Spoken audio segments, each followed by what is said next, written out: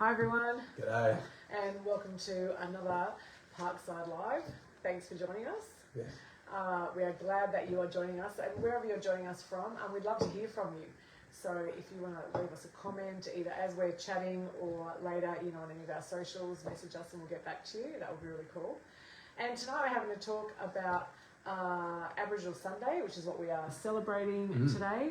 And as we chat, we want to discover ways that we can love God and love each other better.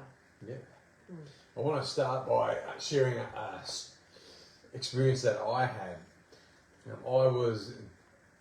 I booked in to attend a particular conference that was held in towards the city of Sydney, which we live on the outskirts of, and so I'd been working all day and then had gone straight from work. I think I took a change of clothes, but really kind of didn't have time to shower, so I arrived wearing most of my work attire, and I walked into the conference and I arrived a little bit early, so that was okay. I actually just sat down and kept doing some work.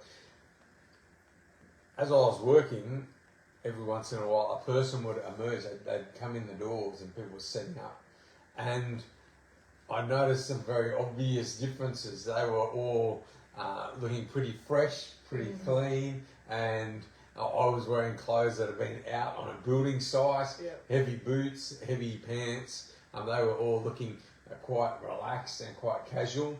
And as the crowd began to grow in the build-up to the opening of the event, I put my work away and began to look around for someone that I might know or someone that I might talk to.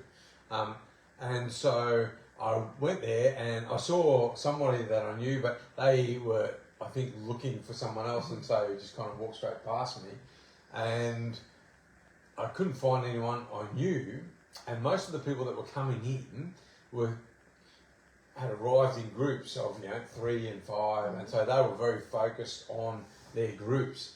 And it ended up that there was half an hour before the conference started, and it was a very rare experience for me, but I felt that in that half an hour I didn't really get to start one conversation, not one at all. And it's very weird for me, very unusual. And I just got the feeling this is not my place, these are not my people. Yeah. I'd signed on to the conference because I felt it was going to be helpful. And when you walk around with a sense that this is not my place, these are not my people, it was very tempting just to leave. I could feel my cynicism rising as some of the material was presented, more connected to my experience than really anything else that was going on. And when you mentioned about celebrating Aboriginal Sunday, this is something that was instituted, almost a letter was sent out in the 1930s by an Aboriginal pastor, a man from the Yorta Yorta tribe named William Cooper, and he asked the churches to pray with the Indigenous peoples way back then, which is it's almost 100 years old. So this is not a new thing. But when I take that experience and then I look, and I'm going to just read really just 2 sentences, and it's from it's words that Jesus spoke in what we would now know as a Sermon on the Mount. And it's a passage that when the church first started, people would memorize this. They'd be tested on it before they were accepted in the church. But this is just a one sentence. In Matthew chapter 5, it says this, Matthew chapter 5 and verse 6, God blesses those who hunger and thirst for justice, for they will be satisfied. I wonder if you hunger and thirst for justice. I certainly know that I like things to be fair. And when I was growing up, a cry would be, that's not fair. And often that was because one of my brothers or sisters got a bigger slice of cake than me. It wasn't fair because I was not getting what I wanted. But there was a difference between what we perceive fair, which can be highly subjective, and justice. And there's a phrase called natural justice where we want people to be given the opportunity to experience a fair process, a just process, a process where they are treated as a human being and given equal rights and equal access to others. Natural justice. Have you ever been in a fight for justice as opposed to it's not fair?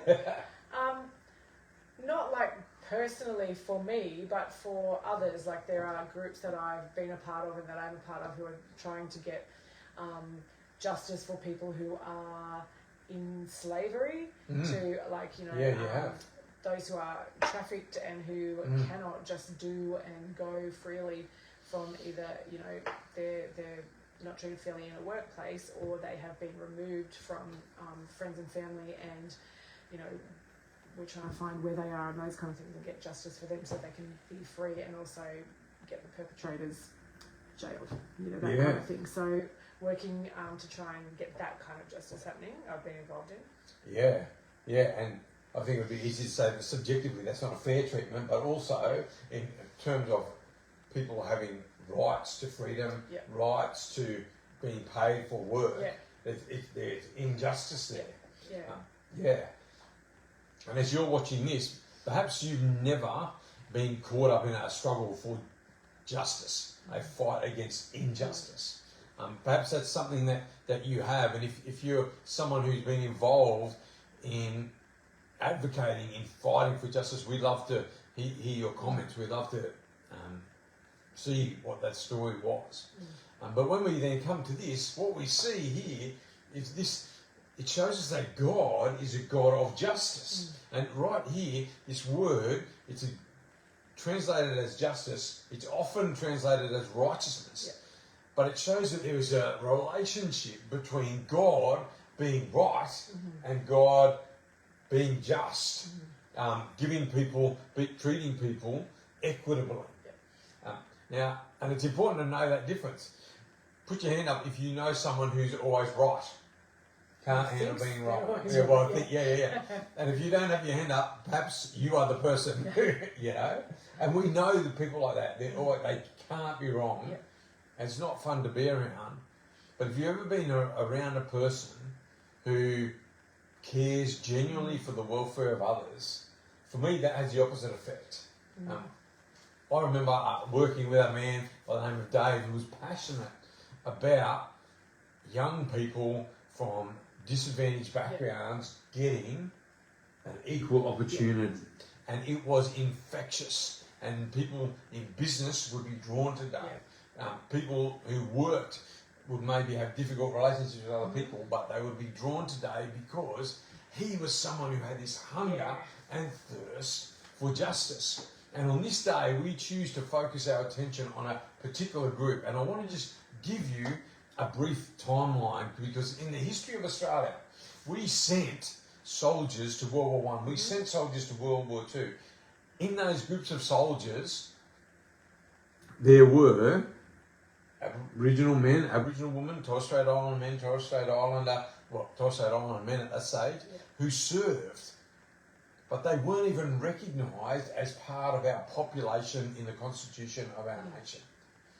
This same man, William Cooper, in the 1930s, wrote a letter to our head of state at the time, King George VI, asking for the recognition of the Aboriginal people.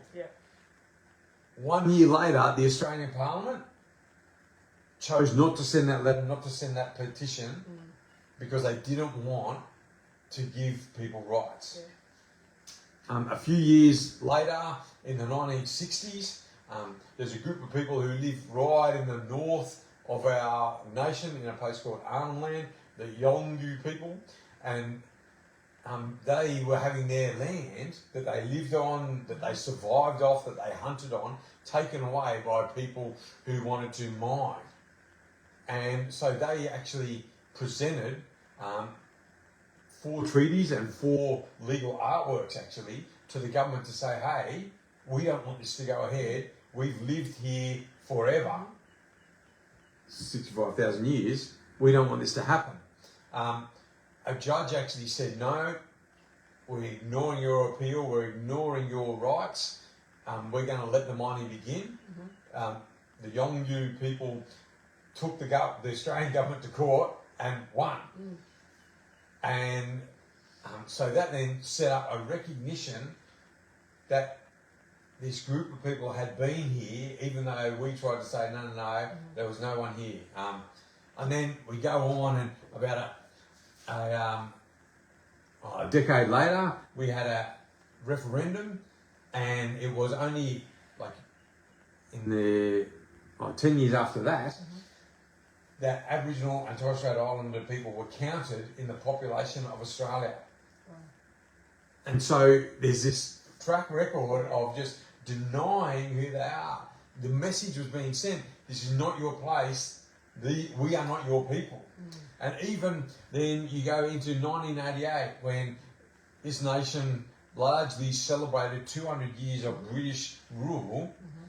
Another petition was submitted to the Prime Minister of the day requesting acknowledgement and recognition. Again, denied. And then more recently there was a statement from the Uluru Statement from the Heart, and there is just this history in our land of people seeking to have their places recognised, their place in our society recognised, and consistently those in power, those with skin like mine, have said no. Now, I can't do anything about what has happened. I cannot do anything about what has happened. But if I'm someone who wants to see justice, there are things right now that I can be involved in. That, for example, First Nations children are more often locked up with adult prisoners. And so there's a campaign called Raise the Age that you can get involved with, that you can support. Recently, when we had a COVID lockdown, fines were disproportionately handed out to First Nations people. We had thousands of white people gathering on a beach in Sydney. Nothing was done. And so there is a certain sense of institutionalised discrimination based on what appears to be nothing more than the colour of the skin. We are still working through a program in our country called Close the Gap, which is trying to improve health outcomes between Aboriginal Australians and white Australians. Welfare outcomes between, and there's a distance. And it's not a simple thing, but we can recognise that here is a group of people whose lands we are now occupying, who are consistently treated worse. We can say that, and that is not justice. That is injustice. And I think it's very easy for me to argue that I'm not getting my piece of cake and say that's not fair. It takes something bigger than self-interest for me to care about justice to another, particularly justice to another person that perhaps does not live close to me. To make a change in the lives of someone that I may never meet. And yet, as we explore the pathway of faith, we have a God who stepped in and said, I am going to bring you justice. There's actually a writer who talks about the way that God overlooks crimes committed until Jesus steps into our world and says, okay, I'm now going to provide you a way forward, a way to move beyond your past. In Romans chapter 3 and verse 26. And God overlooks it to demonstrate his justice, which is odd because we think that justice is about just getting what people deserve. Getting what you deserve, and yet God shows his justice in holding back what we deserve. That's right, and giving us what we don't deserve. Yeah, well, kindness beyond what That's we... right. Exactly. And so this may be difficult, because this certainly hasn't been my experience. My experience at that conference is a very trivial thing compared to the challenges that people face. And yet on this day, I want to call us to justice. I want to call you to speak up. That when you hear people being spoken of poorly in your workplace because of their skin colour, to have the courage to speak up. That when you hear of campaigns to support First Nations people, at least read about it. Educate yourself. And perhaps you may even want to contribute funds. And we want to give you a bit of an invitation to get involved. There's an organisation called Common Grace, and they support justice for First Nations people. As a group, Parkside support them. And we would encourage you to educate yourself, to learn more about them. If you want, you can just flip us a message and we'll send you the links to discover that. But this is a time in the world where we may find it easy to just move on by. We may find it easy to give up the cause of justice.